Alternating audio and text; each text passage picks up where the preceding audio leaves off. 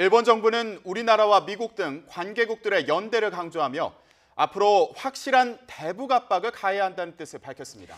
일본 언론은 트럼프 대통령이 북한의 비핵화 의지에 의문을 품으면서 결국 회담이 무산되게 됐다고 분석했습니다. 도쿄 연결합니다. 황보현 특파원.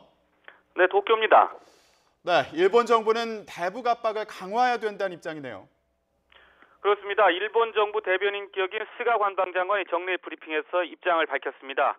스가 장관은 트럼프 미국 대통령의 북미 정상회담 취소와 관련해 중요한 것은 회담 개최 자체가 아니라 핵미사일 문제와 납치 문제가 진전되는 기회가 되는가라는 부분이라고 말했습니다. 스가 장관은 그러면서 핵미사일 그리고 납치 문제가 진전되도록 계속해서 미일, 한미일이 긴밀히 연대할 것이라고 강조했습니다. 또 북한이 핵미사일 정책을 바꾸도록 확실하게 대북 압력을 가해야 하며 특히 유엔에서 대북 제재에 찬성한 중국, 러시아와 함께 압력을 착실히 이행하는 것이 중요하다고 말했습니다. 오노데라 방위상도 해양에서 선박을 이용한 북한의 석유 환적 감시를 포함해 압력을 유지하는 것이 문제 해결로 이어질 것이라고 말했습니다. 멕시코를 방문 중인 고노 외무상은 현지에서 기자들과 만나 회담을 해도 성과가 없으면 의미가 없다면서 트럼프 대통령의 입장에 대해 이해를 표했습니다.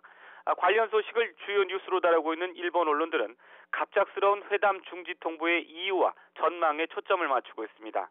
아사히신문은 지난 8일 김정은 북한 국무위원장이 중국을 방문해 시진핑 주석과 두 번째 회담을 한 이후부터 북한이 북미회담 재고를 언급하는 등 도발적으로 변하자 트럼프 대통령은 김 위원장의 진짜 비핵화 의지가 있는지 의심하기 시작했다고 보도했습니다. 요미우리 신문은 어제 최선희 북한 외무성 부상회 담화에서 북한이 핵 보유국 입장을 고집하고 비핵화에 소극적인 자세를 보인 것을 트럼프 대통령이 가장 심각하게 판단했던 것으로 보인다고 분석했습니다.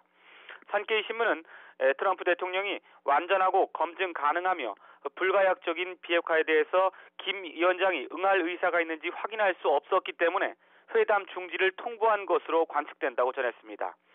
일본 언론들은 트럼프 대통령이 중지 통보서안에서 약간 협상의 여지를 남겨두긴 했지만 북한이 즉시 완전한 비핵화의 조건을 내놓지 않는다면 가까운 시일 내 북미회담이 열릴 가능성은 낮다고 전망했습니다. 지금까지 도쿄에서 YTN 황보현입니다.